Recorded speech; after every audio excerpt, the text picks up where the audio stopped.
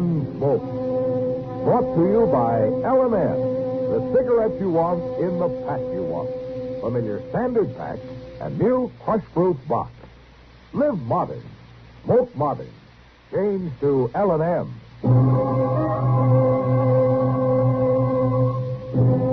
Around Dodge City and in the territory on West, there's just one way to handle the killers and the spoilers, and that's with a U.S. Marshal and the smell of gun smoke.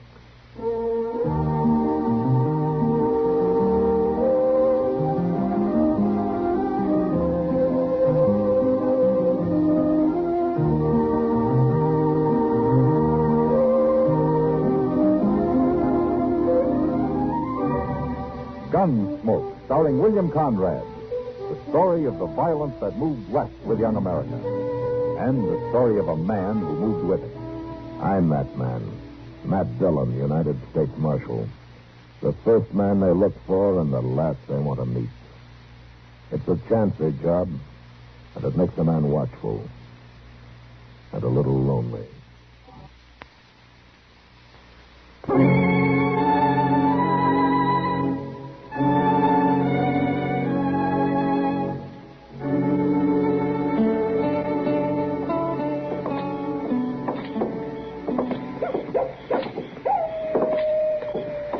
Just listen to that miserable old coyote, Mr. Dillon.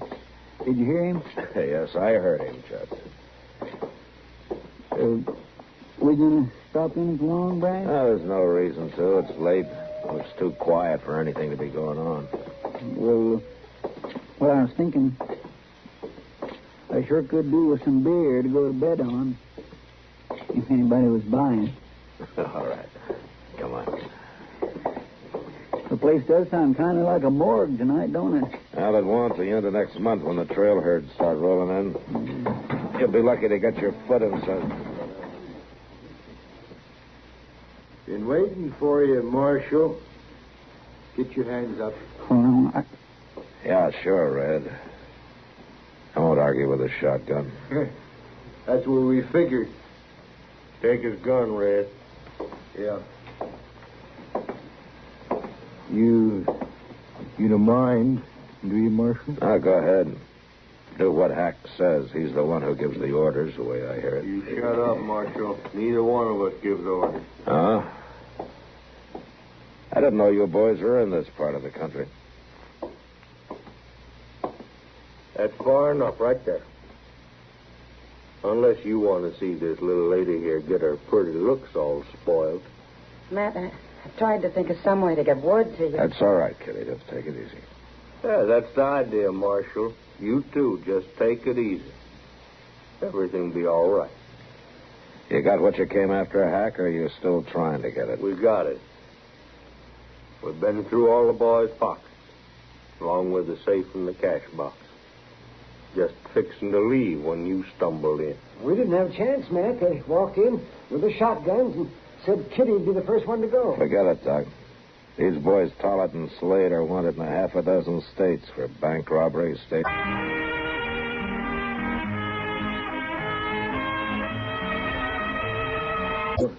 No, but your pictures have.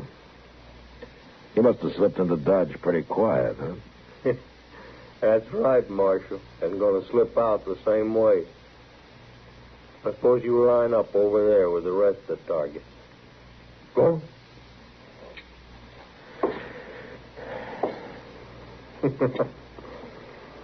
Kind of expected more out of you, Marshal, from what I heard about you. Is that so? Reputation's mighty easy to come by sometimes. All right, all of you. We're riding out of here now. We don't aim to get followed. Red, take her arm there. Here, where you going? Figure you boys won't be so likely to try nothing if you go along with us away. Matt? Do as they tell you, Kitty. You'll be all right. Anybody pokes his head out this door next few minutes gets it shot off. Same thing will happen to the lady. You keep the boys in line, Marshal. We got a nice little town here. Been a pleasure to visit it. Let's go, Rick. What are we going to do, Mr. Dillon? Nothing, Chester. Oh, dang it, Matt. Let's get a posse going. Get something organized here. They took $14 off of me. He's just going to stand there. Hold it, Doc. And the rest of you, shut up. Simmer down now. Take it easy and stay away from that door. Matt, we can't just let them ride out. Doc, they got Kitty with them, and they're killers. One move from us, and they'll do exactly what they said they'd do to her. Well, maybe they will anyway. We'll give her the best chance we're able. That's all we can do.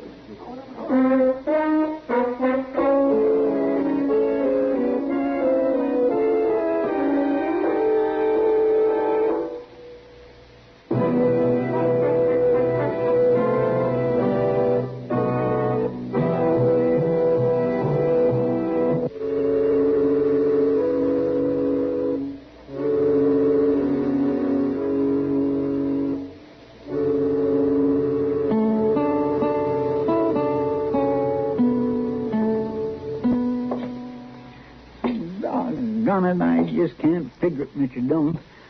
Well, we've spent from midnight last night until noon today checking every trail out of Dodge. Beale and his scouts have worked the river bottom for 10 miles each way. Yes, sir, I know. The whole countryside's on the lookout for them. 2 men and a woman.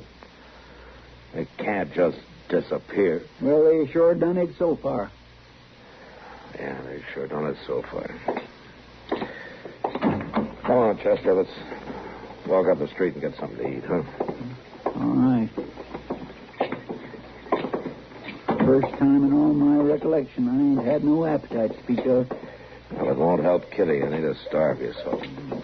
I got kind of a bad feeling ain't nothing going to help her, Mr. Dillon. Why not? I figure they've had time now to get far enough away they won't need her no longer. Why don't you shut up? Chester, I'm sorry. I didn't mean to talk to you like that.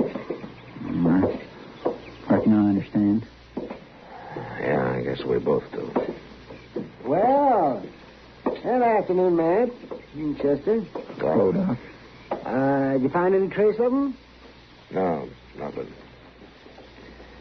You, have a bite to eat with us? Well, I just ate about an hour ago, but I might sit down with you for some pie and some coffee. If Chester can spare a little. I ain't thinking much about food today, Doc. Oh, is that so? Well, Chester, if you ever reach my age, you'll realize come fire and brimstone, chaos and calamity, the first thing a man better look out for is his stomach. Yes, sir. So as he starts going off his feed, he starts going downhill. You betcha. And when he starts to go down... man, I sure hope Kitty's all right. We all hope so, Doc. Yeah, what's it? Hey, that was Kitty. Yeah, that was down the street there somewhere. Yeah, come on. No wonder there was no trail. They never even left town. They planned to hole up for a night or two and then ride out after the search was all over. Miss Kitty must have broke loose for a minute, huh? Yeah. Matthews? Matthew. Save it, Miles. There's trouble up the street. That's not up the street. It's right over there in my store. What? Upstairs in the storage loft. By Jing, he's right, Mr. Dillon. There's a pane of glass broke out up there. Aye. Yeah. Is there another window in the back, Miles? Aye. It's same as the one in the front. I reckon they seen us all right. Chester, you go cover that back window, huh? Yes, sir. At least she's still alive. Yeah. So far.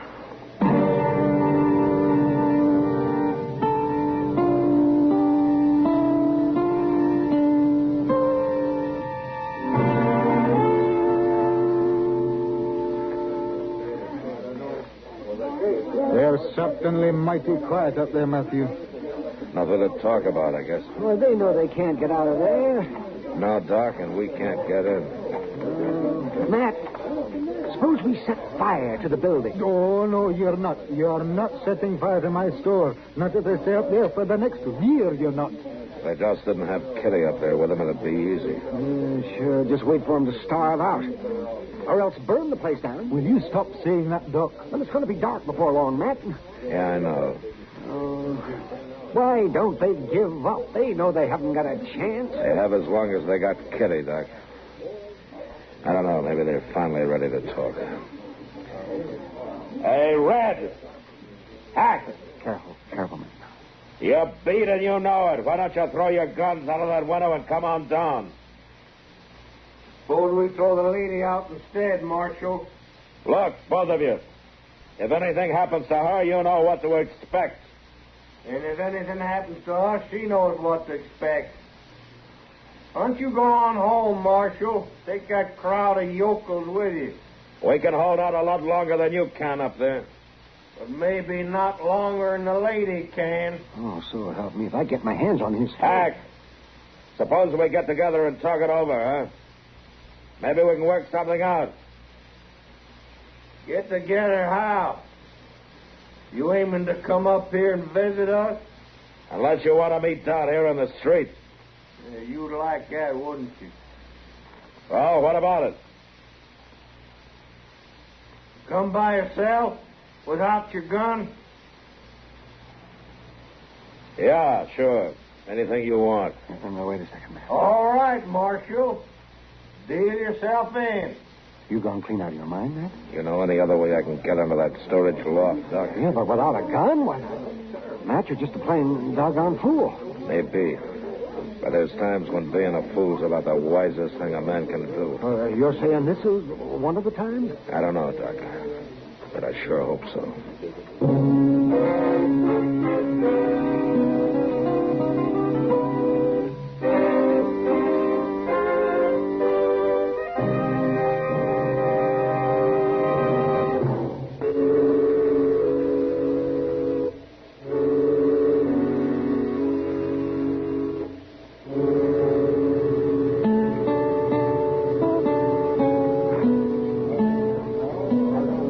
Here, Doc.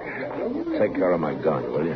You ain't really gonna do it, are you, Mr. Dillon? Sure, who's gonna do it? The bull-headed idiot. But them two's killers. Chester, you're supposed to be around there watching that back window. I got Sam Noonan to take over. Mr. Dillon, listen to me now. You just can't do There's it. nothing else to do, Chester. Oh, dang it, Matthew. If it'd do any good, I'd say go ahead and burn the place. The stock up there in that loft isn't worth much anyhow. What is up there, Miles? Oh, odds and ends mostly. Stuff I don't need to get at often. The thing that's worth the most is the 20 sacks of concentrates. What do you mean, concentrates? Oh, black iron pyrites. Powdered. I took them in trade from the Black Hawk mine. Oh? I've been aiming to ship them east to the smelter. They run pretty high in silver. Well, I don't guess Red and Hack will be very interested in sacks of concentrates. Marshal, you lose your nerve? I'll be right with you, Hack. They'll shoot you down before you get halfway across the street. Why, Chester? If that's what they're figuring, they can do it a lot easier after I'm there. Mr. Dillon, Yeah, never mind, Chester. Well, good luck, Matt. Thanks, Doc.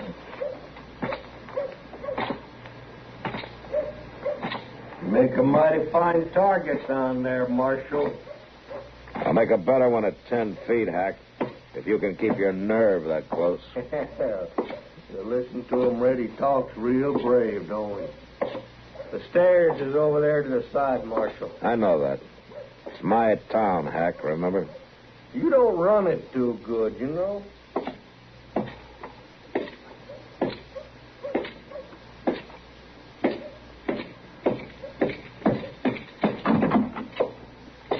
Hurry up, Marshal, before one of your boys down there gets notion. Are you worried, Red? You'll never see the day. Shucks. He's like a little lamb in a loaded chute. Matt shouldn't have done it. They're not going to let you out of here. Take it easy, Kitty. I'm sorry, Matt. You all right? You wouldn't have done a fool thing like this if it weren't for me being here. Sure I would have. It's part of my job, Kitty. Teaching boys like these a little respect for the law. Marshal, did you come up here to talk to me or this lady here? What do you say, me, Hack? Doesn't Red even count? You know what I meant. Yeah, I know. I just wonder how long it's going to take Red to learn. What are you talking about? Oh, shut up, Red. He's just trying to start trouble. Well, all right. What does he mean? Learn what? You got your orders, didn't you, Red? Hack told you to shut up. I don't take orders from him or nobody else. Red, will you listen? Don't you see what he's trying to do? What? Trying to make bad feeling betwixt us, talking a pack of lies. He's trying to start us fighting each other. Yeah. Yeah, sure he is. Sure. You're easy to fool, aren't you, Red? You believe anything. All right, that's enough now, Marshal. Just one more word like that, I'll blow you in half. Yeah, sure. Anything you want. Now, wait a second, man. All right, Marshal. Deal yourself. Says we got a chance. Yeah, but you can't use those guns up here. Huh? Didn't you even bother to take a look at these sacks here? What are you doing there? Just hooking a spur in one of them and ripping it open. You could have done the same thing, Hack. Well, just some black dust of some kind. Here, let's toss some up in the air, huh? Whew. Don't you recognize it? Don't get the air all full of that stuff.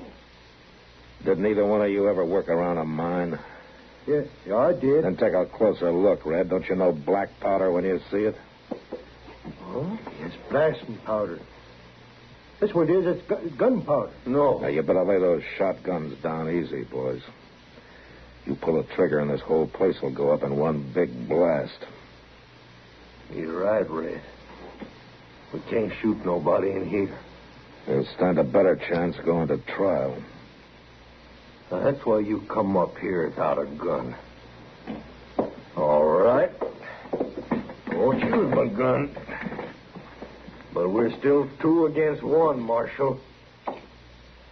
Come on, Red, jump him. All right, come on, Red. It's even now, and I'm going to break your neck. No, not me. You win, Marshal. All right, then help Hack onto his feet. I'll take the shotguns along. All right, get moving, Red. Hey, you're holding that shotgun like you was going to use it. Just in case you change your mind. What? Why didn't you jump him? What's he doing with that gun? Oh, he can't use it no more than we could. Oh, not with all that powder. Well, now, Miles could be wrong. Maybe it is gunpowder. Oh, what are you saying? I know it looks like gunpowder. But if it is, Miles got fooled. He bought it for concentrates. Black iron pyrites. It ain't gunpowder. He fooled us. A liar? How about that? A lawman and cheats for lying. Yeah, I'm a liar, all right. I'll admit it. But it beats being what you are. All right, now get moving. Down those stairs. Go on.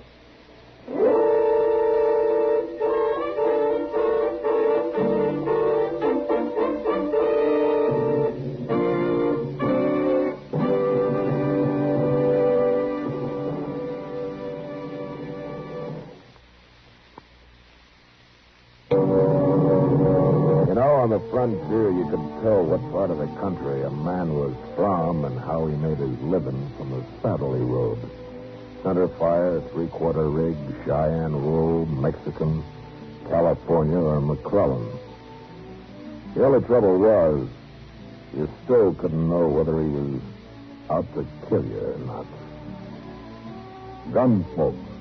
Produced and directed by Norman Macdonnell, stars William Conrad as Matt Dillon, U.S. Marshal. The story was specially written for Gunsmoke by Les Crutchfield, with editorial supervision by John Meston. The music was composed and conducted by Rex Corey. Sound patterns by Tom Hanley and Bill James. Featured in the cast were Lawrence Dobkin, Ben Wright, and John Daner. Harley Bear is Chester, Howard McNear is Doc, and Georgia Ellis is Kitty. Join us again next week for another story on Gunsmoke. This is the CBS Radio Network.